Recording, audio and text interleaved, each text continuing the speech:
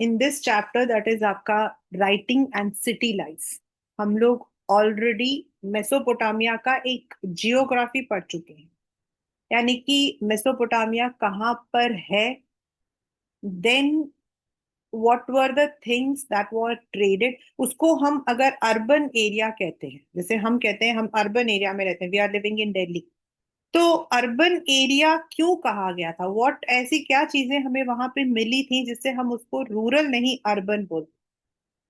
फिर एक हमने इसका एक एंड पढ़ा था, दैट उस वक्त में they had lots and lots of records, और वो रिकॉर्ड उनको रखना पड़ता था, और इसी वजह से दे नीडेड द राइटिंग, उनको कहीं ना कहीं। तो उस वक्त में उनकी जो राइटिंग होती थी वो था आपका टेम्पररी राइटिंग, यानी क्ले पे लिखते थे, सामान के ऊपर रखते थे, एंड जब वो सामान खत्म, जब उनका वो काम हो गया तो दो tablets were thrown away.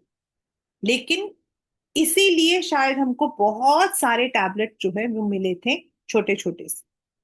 But how did it develop into a proper writing? अब हम लिख रहे हैं, अब हमें पता है ये टी है, ये एच है, ये ई है, तो ये हम जो यूज कर रहे हैं दिस इंग्लिश फॉर्म, तो इसका भी एक हिस्ट्री है जो हम एमए इंग्लिश वगैरह में पढ़ते हैं।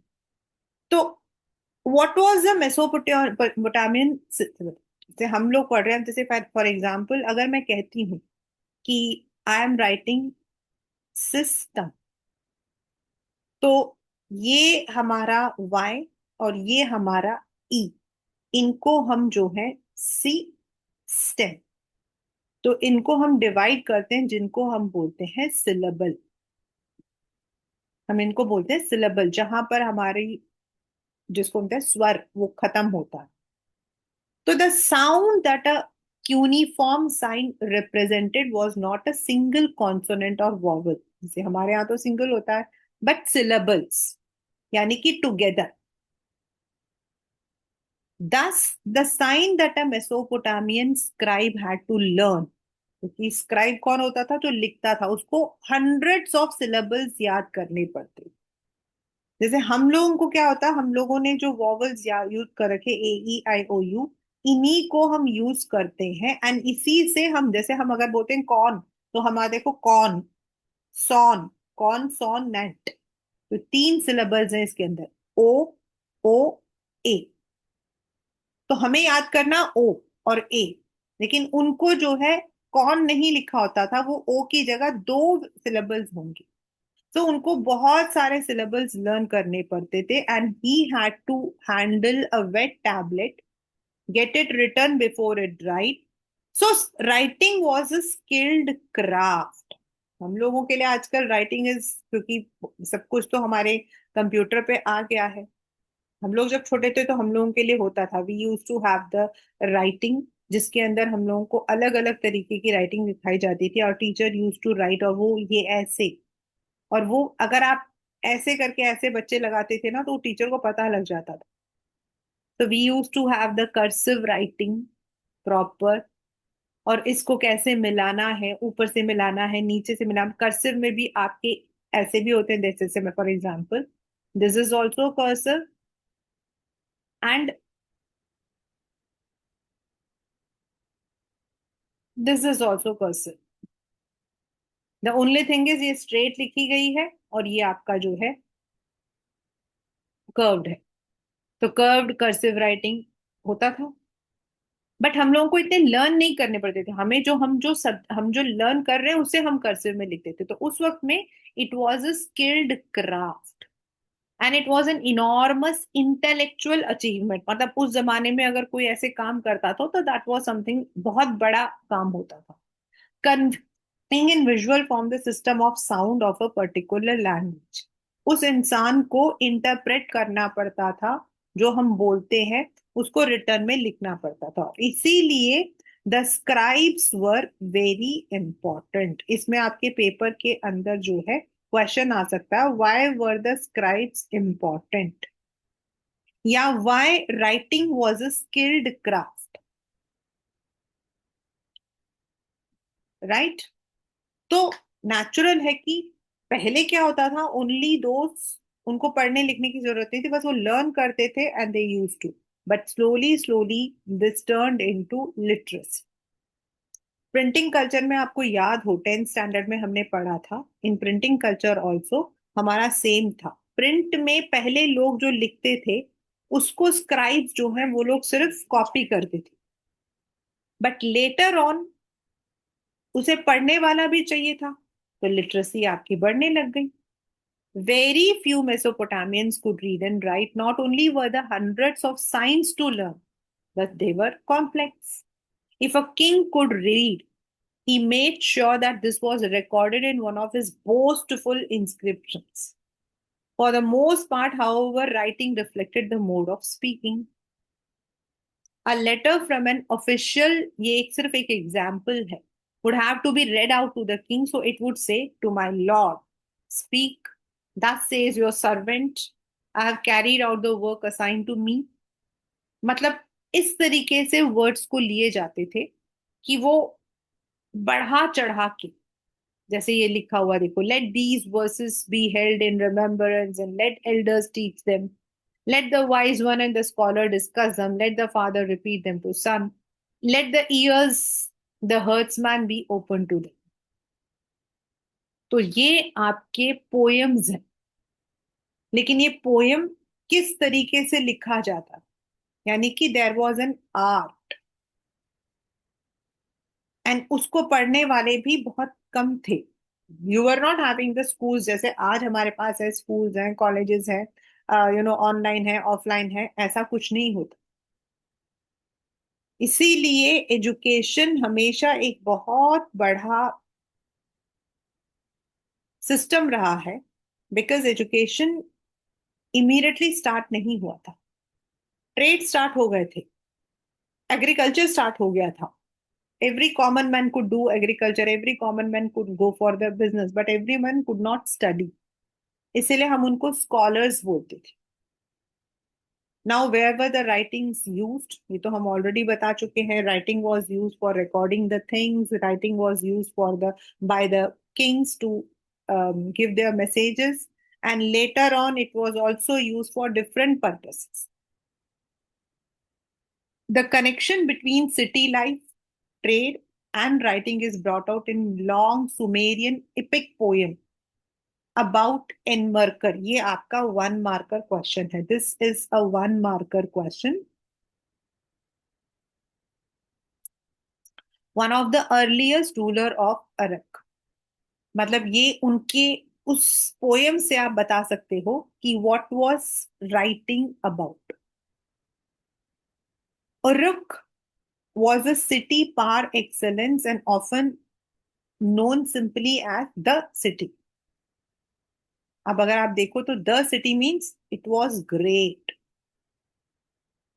Enmerkar is associated with the organization of first trade of Sumer in the earlier days. The epic says trade was not known. Enmerkar wanted lapis lazuli and precious, ये मतलब जो है ये metals है, they are the names, and precious metals for beautification of a city temple. मतलब वो ये सामान खरीदना चाहता था। So he sent his messenger out to get them from the chief of a very distant land called Arata. सब कुछ आपका MCQ में आ सकता और कहीं नहीं आएगा। The messenger heeded the word of the king. उसने सुना। By night he went just by the stars. By day he would go. ये सिर्फ एक कहानी है। By ये लिखा हुआ, he had to go into mountain ranges, come out of the mountain ranges. The people of Susa below the mountain saluted him like tiny mice.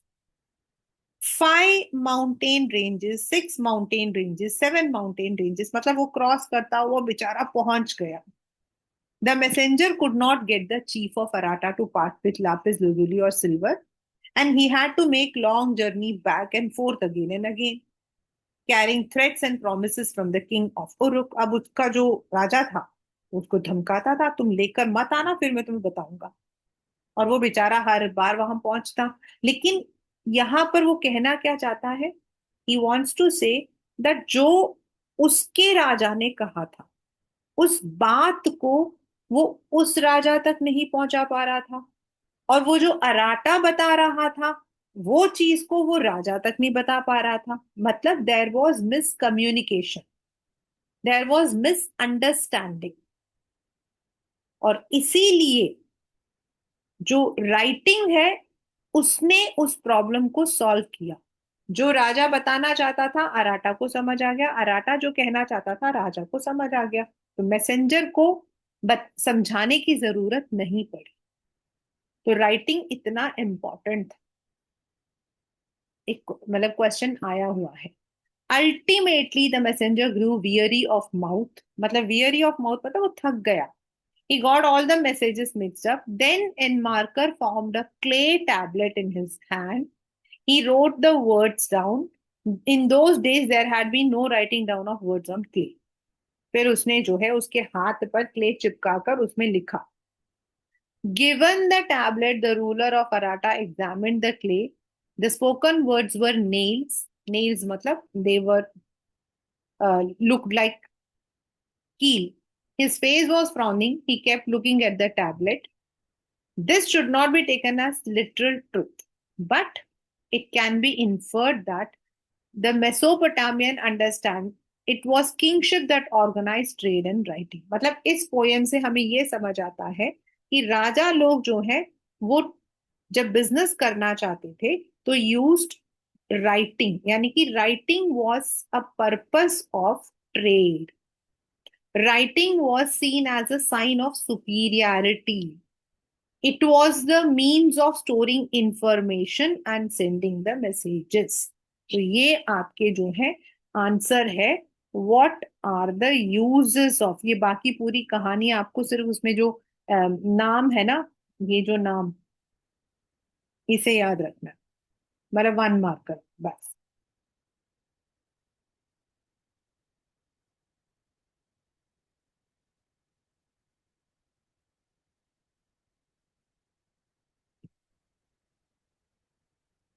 Right. तो writing का जो मेन पर्पस था that was to send messages, store messages and to show जो writing जिसको आती थी वो superior. तो these were the uses. Now what was, अगर हम कहते हैं सदर्न मेसोपोटामिया जिसको हम बेबीलोनिया भी बोलते हैं, that is one of the most important, और हम कहते हैं अर्बनाइजेशन वहीं शुरू हुई थी। It is said urbanisation actually developed in Babylonia. अगर आप किसी भी ग्रीस या मेसोपोटामिया के वैसे सिविलाइजेशन को भी पढ़ते हो ना, जनरल में भी आप एज अ स्टोरी, आप देखोगे कि सबसे पहले वहीं पे वो सारी चीजें स्टार्ट हुई थी। और जैसे हम लोग अपने गॉड्स के नाम रखते हैं, जैसे हम कहते हैं हिंदू धर्म में इतने गॉड्स हैं, even they use to have, but उनके गॉड्स हमारे, हम भगवान को मानते हैं शक्ति, भक्ति। वो लोग मानते थे लव, वॉर, ब्यूटी। ऐसा उनका जो है क्लासिफिकेशन होता था। When I was in seventh standard, ये वाला क्वेश्चन, ये पर्टिकुलरली ये वाला पूरा जो था, this was there in our exam. और हमारे उसमें क्वेश्चन आता था, तब तो ये एमसीक्यू फॉर्म नहीं होते थे। तो they use to ask all these questions कि who is called as god of war, who is called as god of beauty. इसलिए बहुत अच्छे से लर्न है भी। और टीचर लगाती थी हमारी, बहुत स्ट्रिक्ट टीचर थी हमारी, हिस्ट्री की, चरण ma'am. From 5000 BCE, settlements had begun to develop in southern Mesopotamia. The earliest cities emerged from some of these settlements. These were various kinds, those that gradually developed around temples. क्योंकि temples के पास क्यों होता है? क्योंकि वहां पर चीजें बिकती हैं। That developed as centre of trade. Imperial cities, पहले टेम्पल, टेम्पल के पास आसपास के दुकान, दुकान से मकान, मकान से सिटी, ऐसे आपके डेवलपमेंट हुआ था। अर्ली सेटलर्स, अभी हम नहीं जानते हैं when it was, began to build and rebuild temples at selected spots in their village. The earliest known temple was a small shrine, छोटी सी मंदिर, made of unbaked bricks. जब हम उसको बेक करते हैं तो वो हार्ड हो जाता। तो जो पहला था वो अनबेक्ड था। Temples were the residence of various gods. Moon god of Ur, और Inanna, the goddess of love and war. Constructed in brick, temples began larger over time, with several rooms around open courtyards.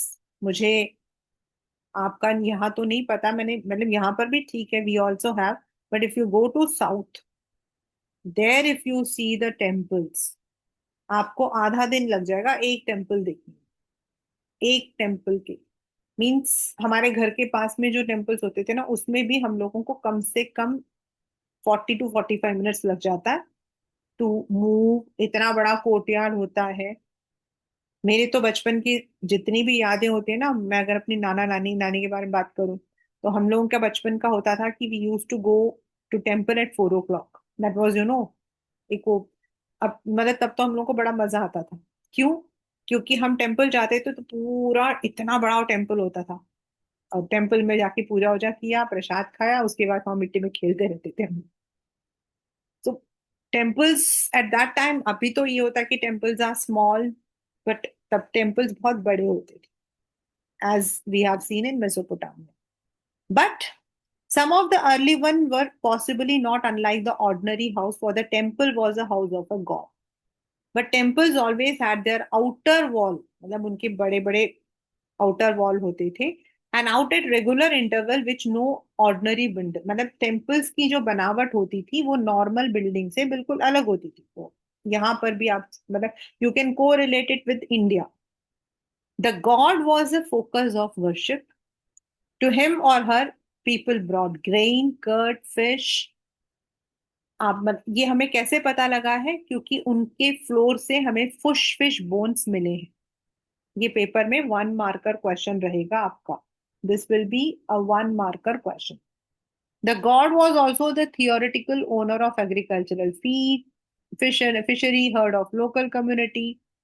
जैसे हम लोग मानते हैं, जब हमारे यहाँ पर भी होता है, बैसाखी होती है, लोहड़ी होती है, they are all the agricultural calendars, और हम लोग मानते हैं कि भगवान का दिया है। सो oil pressing, grain grinding, spinning, weaving, woven, ये सब कुछ टेम्पल में करते थे।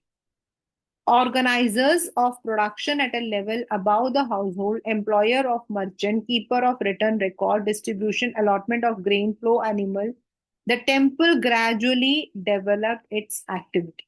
एक तरफ से आप कह सकते हो कि मोस्ट ऑफ द, हमारे यहाँ पर जैसे फैक्ट्री में काम होता है, वैसे वहां पर सारा काम होता था।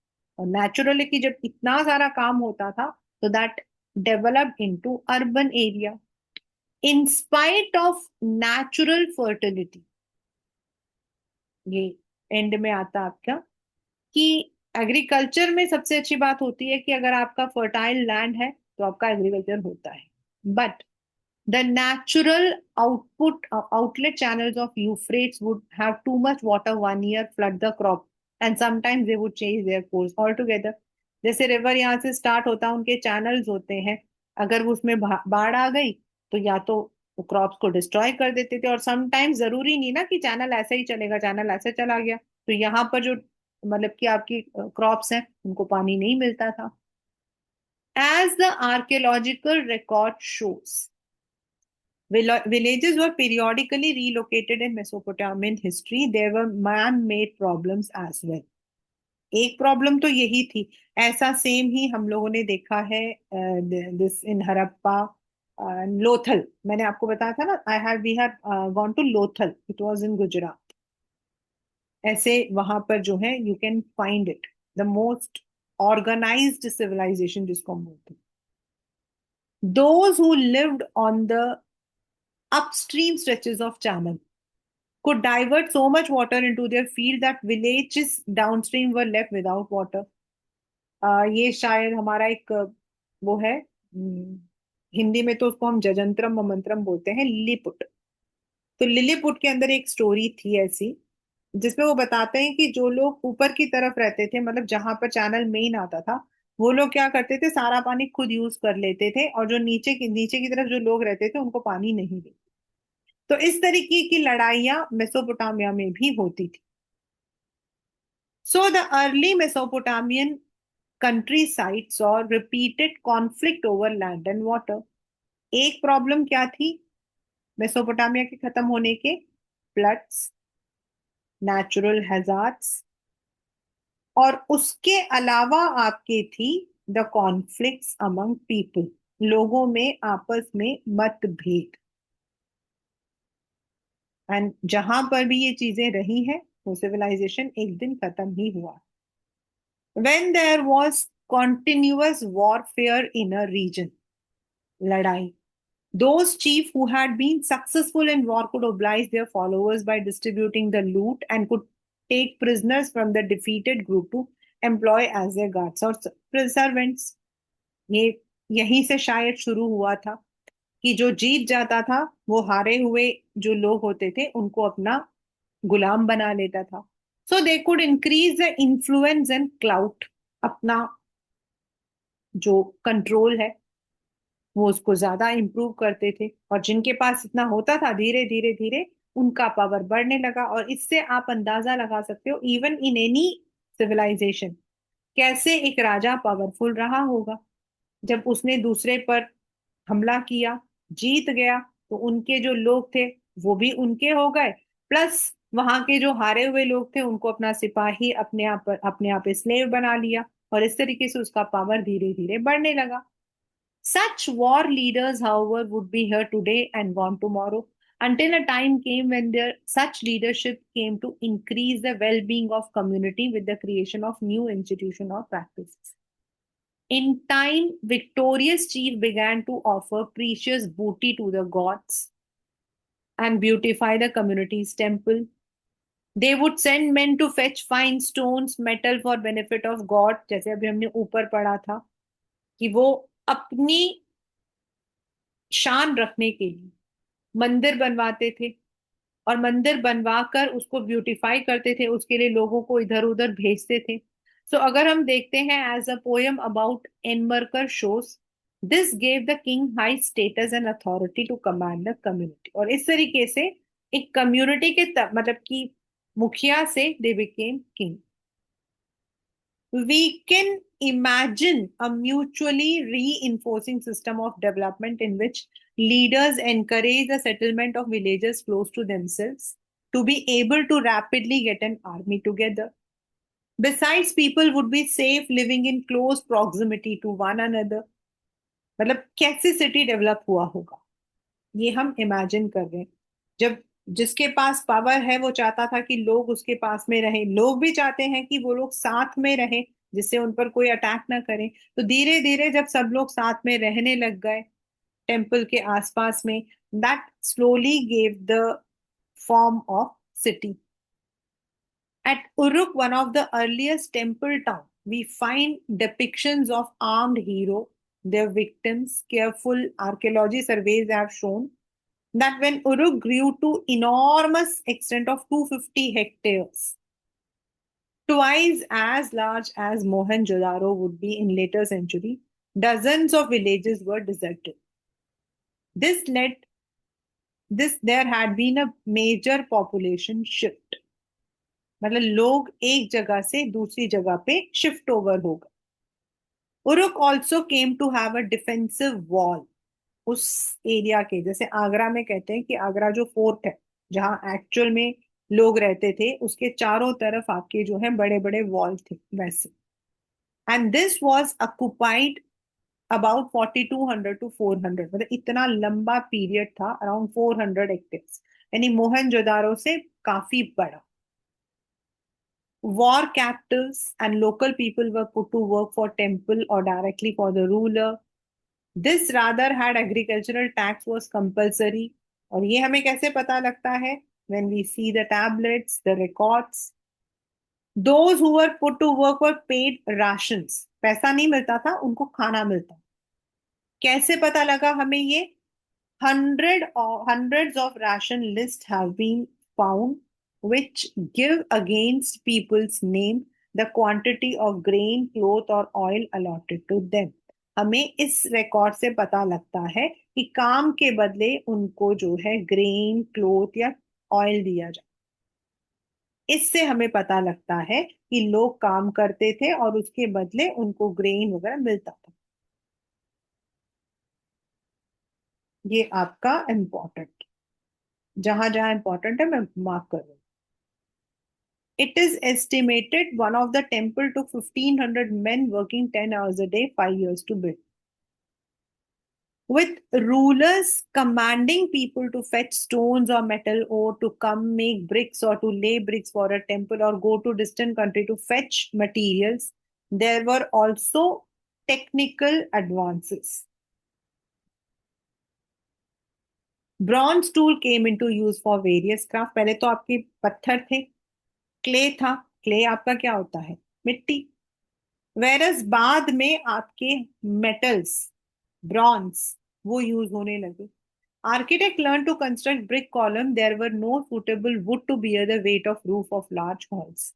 मतलब लकड़ी से तो बड़े बड़े हॉल्स के को हम लोग सपोर्ट नहीं दे सकते थे, इसीलिए उसकी जगह पर शायद ब्रॉन्ज यूज किया गया था, जिससे कि जो आपके वॉल है वो पक्के रहे.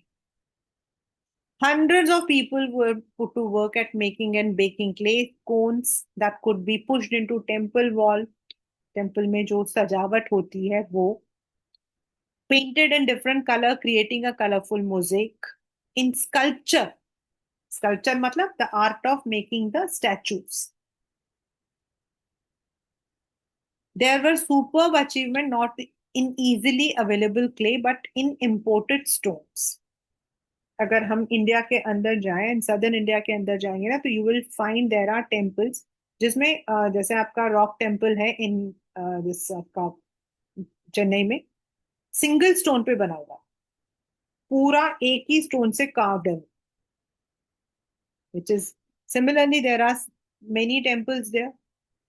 हर एक, जैसे पूरी जगन्नाथ में भी आपकी कुछ चीजें ऐसी हैं. तो अगर हम अपनी हिस्ट्री से उसको रिलेट करते तो हमें पता लगता है कि how advance they were. And there was a technological landmark which we can say is appropriate to urban economy. क्योंकि रूरल एरिया में नॉर्मली लोग टेक्नोलॉजी यूज नहीं करते, हम यूज करते हैं in the urban areas. Like the potter's wheel. Potter's wheel क्या होता है? आपके कुम्हार जो बनाता है, पहले वो हाथों से बनाते थे, फिर वो व्हील बन गया, उस पर मिट्टी लगा के वो बना दिया. In the long run, the wheel enables a potter's workshop to mass produce dozen of similar pots at a time. वो तो अब तो बहुत ही कॉमन है. See, this is a painting. This is what you say. You can see impression of a cylinder seal जिसमें लिखा हुआ है the bearded and armed standing figure is similar in dress. अगर आप उनकी शक्ल देखो एक जैसे लगते हैं. Hair style. Now 3 prisoners of war, their arms bound. नीचे देखो कैसे हाथ लग रहे हैं. Are beseeching the war leader. ये एक वो, और ये आपको एक बार पढ़ लेना.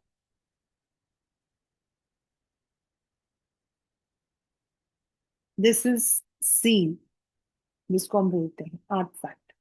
इन India early stone steels were stamped. In Mesopotamia until the end of first millennium, 1000 साल, cylindric stone seals pierced down the center were fitted with a stick rolled over wet clay so that a continuous picture was created. ऐसा गोल, ऐसा. They were carved by skilled craftsmen and sometimes carry writing the name of the owner. जैसे हमारा एक राजा था Ozymandias. It is said that he had inscribed his picture, उसने sculpture से, और अपने नाम का उसने इंस्क्रिप्शन लिखवाया था. इजिप्शियन ओनली, इजिप्शियन के ऊपर, और उसमें लिखा था my name is Ozymandias and I am the king of the king. तो ऐसे आपको कई चीजें मिल जाती हैं जिससे हमें पता लगता कि वो राजा कैसा था, राजा के बारे में उसके डेट्स वगैरह लिखे होते थे. A seal rolled on clay covering the string knot of a cloth bag or mouth of a pot, keeping the content safe. उसके अंदर सामान रहता था. When rolled on a letter written on a clay, it became a mark of authenticity. So the seal was a mark of a city ruler's role in public life. वो कहाँ कहाँ उसको हम लोग सील यूज करते हैं ना, तो हम कहते हैं ठप्पा. आ, जिसको होते हैं ना स्टैंपिंग, सील्ड, या फिर सील कर देना, बंद कर देना। तो सील यहाँ पर ये काम करता है। They were carved by craftsmen, sometimes carry writing the name of owner, his god, his official position. तो उसके अंदर जो है सील कर देते थे उसको। कभी उसके अंदर कोई लेटर लिखा होता था, कभी मतलब उससे हमें पता लगता था कि वो किस पोजीशन पर था, क्या था। बहुत इंटरेस्टिंग चीज है, क्योंकि यहाँ पर अगर आप देखो, describe what you see in each of the impressions. ये देखो, ये बनी हुई छोटे छोटे फोटोज। यहाँ पर आपके जो है एनिमल्स बने हुए हैं, दूसरी जगह आपके वाइल्ड एनिमल्स बने हुए हैं, उसके साथ में सील लगे हुए हैं। Even India also we have all these things. In fact Indian इसमें भी बहुत सारा है, Mesopotamia, Harappa.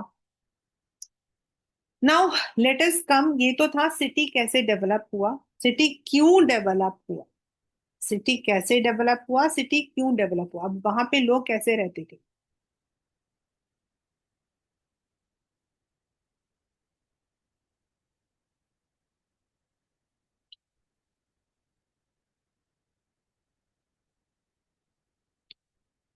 What we have seen is that ruling elite, मतलब जो रिच थे या जो पावरफुल थे, had emerged. A small section of society had a major share of wealth. उनके पास पैसा था, उनके पास पावर था। Nothing makes this as clear as the enormous riches. Egyptian culture में एक उनकी एक सोच होती है, आपके किंग तट में भी है, और ये मैंने स्टार्टिंग में भी बताया था, that whatever you are using in your life, आप जब जिंदा हो, आप जो जो चीजें यूज करते हो, चाहे वो ये आपका चश्मा है, चाहे वो ये पेन है, चाहे वो ये आपका टैबलेट है, एनीथिंग। हम लोग क्या बोलते हैं, मरने के बाद सामान लेकर जाओगे, यहीं पर छोड़कर जाना ना। लेकिन उनका मानना था कि we need everything after life. उनका मानना था कि जिस जहां पर भी हम मरने के बाद जाएंगे, हमें वहां पर भी इन चीजों की जरूरत होगी। और इसीलिए अगर हम उनके जो ग्रेवयार्ड्स हैं उनको जब हम खोदते हैं, जो उनकी ममीज थी, इजिप्शियन ममीज, जब हम उनको खोदते हैं, तो we come to know different kind of graves. जो रिच होता था उसके साथ हर वो चीज जो उसने यूज किया था, किंग तट वाली जब स्टोरी पढ़ोगे ना, उसमें काफी अच्छे से आप इसको को रिलेट कर सकते हो, आपके लिए बहुत अच्छा है क्योंकि आप रिलेट कर सकते हो। उसके अंदर उसने जो गोल्ड के रेजर्स यूज किए थे, उसके जो ब्रेसलेट्स थे, या उसने जो आर्म पैड, सब कुछ उसके साथ था। और जो कॉमन इंसान होता था, जो गरीब होता था, उसके साथ उसकी वही चीजें जाती थी जो वो यूज करता था। इससे हमें पता लगता है कि वो रिच आदमी है और ये पुअर आदमी। मतलब how could be differentiate, archaeologist को कैसे पता लगा था कि वो रिच और ये पुअर है, ऐसे। Nothing makes this as clear as the enormous riches buried with some kings and queens at earth. But what about the ordinary people? यही मैंने आपको बताया। If you read about this King Tut, who is said to be a pharaoh. Pharaoh means messenger of God. उसमें आपको ये सारी चीजें मिल जाती हैं। But a common man was not buried with everything. He was buried with the simple things. We know from the legal text बहुत सारे disputes, inheritance, मतलब एक फैमिली से दूसरी। In Mesopotamian society, the nuclear family was the norm. Nuclear family मतलब जो हमारा है, husband, wife, बच्चे, not a joint family. Although a married son and his family often resided with his parents, but the father was the head of the family, a patriarchal society. उनका जो society था, that was a patriarchal society.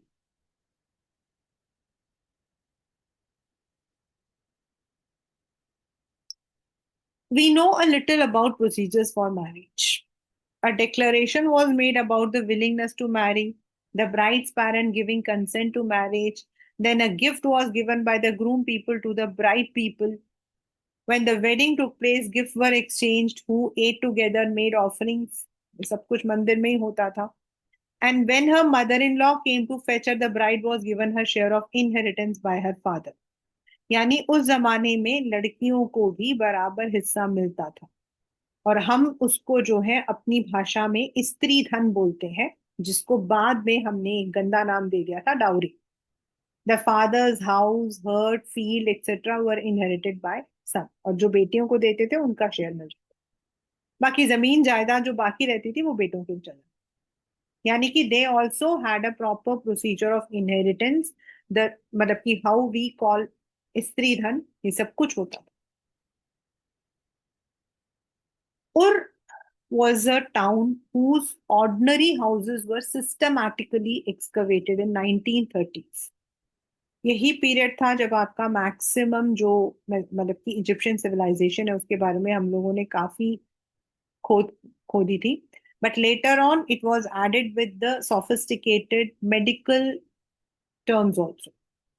Narrow winding streets, मतलब streets पतली भी होती थी और घुमावदार होती थी, indicate wheel cart could not reach many of the houses. Sacks of grain and firewood have gone. और इससे हमें पता लगता है कि वहां पर गाड़ी तो जा नहीं सकती थी, तो शायद डंकी के बैकमर उनको लेकर जाते थे. Narrow winding street, irregular shapes of house plot also indicate an absence of town planning. Harappa हमारा जो है सबसे ज्यादा प्लान्ड सिटी बोला जाता है. मतलब अगर आप वहां का आप गए जाते हो कभी, आपको मिलता है. We are not able to go to that portion जो पाकिस्तान में है, लेकिन इंडिया के अंदर जो एरियाज है, लाइक आई सेड लोथल, अगर आप वहां पर जाते हो, आप पूरा टाउन प्लानिंग आपको पता लगता है. कैसे एलिवेटेड आपके घर थे, नीचे आपका था, पास में आपका सी था, ये सब कुछ. There were no street drains, मतलब drainage system, as we find in contemporary Mohenjo-daro. Drains and clay pipes were instead found in the inner courtyard of the house, and it is thought house roof sloped inward and rainwater was channelized void. मतलब जो अंदर drain pipes मिले हैं, इससे हमें ये लगता है कि शायद उन्होंने अंदर घर के अंदर वाटर टैंक बनाया था, क्योंकि ऊपर से पानी नीचे आता था और वहां पर जमा होता था, बट पानी के बाहर जाने का ड्रेनेज सिस्टम नहीं था. This would have been a way of preventing unpaved street from becoming excessively slushy after a downpour. Yet, people seem to have swept all their household refuse into a street to be trodden underfoot. शायद वो अपने घर का जो कूड़ा कबाड़ा था street में डालते थे और बाद में उसको नीचे दबा देते थे शायद. दिस, ये हमें क्यों पता लग रहा है, क्योंकि धीरे धीरे स्ट्रीट के जो लेवल था वो राइज हुआ. And over the time the thresholds मतलब आपका चौखट of houses had also been raised so no mud would flow inside after the rain. इससे ये पता लगता है कि जो घर थे वो ऊंचे थे और जो स्ट्रीट थी वो नीचे था, जिससे कि जब मिट्टी पानी भरता था तो घर के अंदर नहीं पहुंचता. Light came into rooms not from window but doorways opening from the courtyard. आपने देखे होंगे ना पुराने जमाने में, अगर आप गांव में भी मकान देखते हो तो बीच में आपका कोर्टयार्ड होता है और चारों तरफ आपके रूम होते हैं. और ये जो कोर्टयार्ड होता है ये खुला होता है बिल्कुल बीच में से, और इसमें से जो रोशनी आती है वो घरों के अंदर जाता था. जो आपके रूम्स है उसके विंडोज की वजह से नहीं. This would also have given families their privacy. There were superstitions about houses recorded in omen. Omen होता है ना वो बुरे. At a raised threshold brought wealth. A front door that did not open towards another house was lucky. ये हम आज भी मानते हैं. Some of them are, हम इसको फेंग शुई में या फिर उसका नाम क्या है, हम इसको अलग अलग तरीके का वो बोलते हैं. वास्तु, मतलब हमारा जो दरवाजा होता है वो दूसरों के दरवाजे के सामने नहीं खुलना चाहिए. But if the main wooden door of a house opened outward, the wife would be a torment to her husband. मतलब दरवाजा अंदर की तरफ खुलना चाहिए, अगर बाहर की तरफ खुलता है तो घर में. मतलब these were some of the superstitions, याद रखना, क्वेश्चन हो सकता. There was a town cemetery, जहां शायद ग्रेवयार्ड था. which the graves of royalty and commoners have been found, but a few individuals were found buried under the floor of ordinary houses. अब ये क्यों है ये हम नहीं जानते। ये हो सकता है आपका दृश्यम वाली स्टोरी हो, क्योंकि फ्लोर के नीचे ही लोगों का था, या फिर हो सकता है कि दैट वाज देयर ट्रेडिशन, क्योंकि हमारे यहाँ पर भी अलग अलग ट्रेडिशंस है ना। We have different traditions. कुछ लोग जो है वो बरी करते हैं, कुछ लोग, हम हिंदू जो है हम जलाते हैं। We find that it should be, उसको जला देना चाहिए, हम ऐसा मानते हैं, है ना। तो देयर माइट बी कि उनके कुछ अपने ट्रेडिशंस थे जिसके अकॉर्डिंग वो बचा। जैसे हमारे यहाँ पर in India there is a system in caste. जो रिच होते थे इन द रूरल एरियाज, वहां पर क्या होता था, they did not like to, वो लोग जो है they did not like to burn the people who belong to underprivileged caste. Normally उनके जो डेड बॉडीज होती थी उनको फेंक दिया जाता था, कौवे या फिर चील को खिला दिया जाता था। तो मे बी ऐसा कुछ था, that is why some of the individuals were found buried. या हो सकता है कि घर गिर गया था उसके नीचे, but it is a mystery, we don't know why it happened. But maximum जो ग्रेवयार्ड था, जो प्रॉपर सिमेट्री बनी थी, वहां पर था जहां लोगों की हमें डेड बॉडीज, और जो मतलब कि राजा है उनका अलग अलग मिला है। राजाओं के साथ उनसे रिलेटेड आपके सामान मिले थे, वेरस कॉमनर्स के साथ। और घर की जो बनावट थी वो ऊंची थी, मतलब ऊंचाई था, और माना जाता है कि वो जो कूड़ा वगैरह होता था उन्होंने शायद उसको नीचे डाल दिया था, जिससे कि जमीन दब गई थी। एंड थोड़ा सा रेस प्लेटफॉर्म में घर थे। लाइट तो उस वक्त में, इलेक्ट्रिसिटी वाज नॉट देयर, बीच में कोर्टयार्ड होता था जिसमें आपकी लाइट आती थी और चारों तरफ जो है जो कमरे होते थे उनमें जाते। And there were some superstitions also regarding the building of houses, regarding the opening of doors. ये वहां के जो लोग हैं वहां का कल्चर, राइट। तो we will complete it till here only. और यहां तक आपने अच्छे से एक बार देख लेना। Questions I have already told you. वैसे तो अगर आप नीचे पीछे क्वेश्चन देखोगे ना, तो 4 या 5 ही क्वेश्चंस है, ज्यादा कुछ नहीं। ये रहे देखो, 4 क्वेश्चंस हैं, only 4 questions are there. Why do we say it was not natural fertility and high levels of food production that were causes of early? सिर्फ यही क्यों नहीं है? Which of the following were necessary conditions? Then why were mobile animals, ये भी हम पढ़ेंगे। why would the early temple would have such have been much like a house, ये हम पढ़ चुके हैं। ये हम पढ़ चुके हैं कि जो टेम्पल था उसको बहुत सिग्निफिकेंस मिलता था। हर जो चीज वहां बनाई जाती थी, ग्रो किया जाता था, वीव किया जाता था, it was considered as gift of god. तो टेम्पल के अंदर ही आपको जो है सारे के सारे प्रोडक्शन एक्टिविटीज होती थी। इसीलिए वो जो है देखने में temple, but more like a house, right. Then answer in short essay, यानी कि 8 मार्क्स का question. Of the new institution that came into one's city life had begun, which would have been dependent on initiative of king? ये था writing. Then जो आपका safety, वो king का राज था।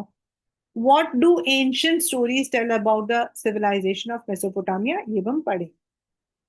तो ये आपके जो है कुछ क्वेश्चंस हो जो बैक में है, बट ऑलरेडी मैं आपके साथ असाइनमेंट भी देख चुकी हूँ, और हर छोटी छोटी चीजों से आपके जो है क्वेश्चंस आपके आ सकते। Right, we are left with only small portion that we would complete.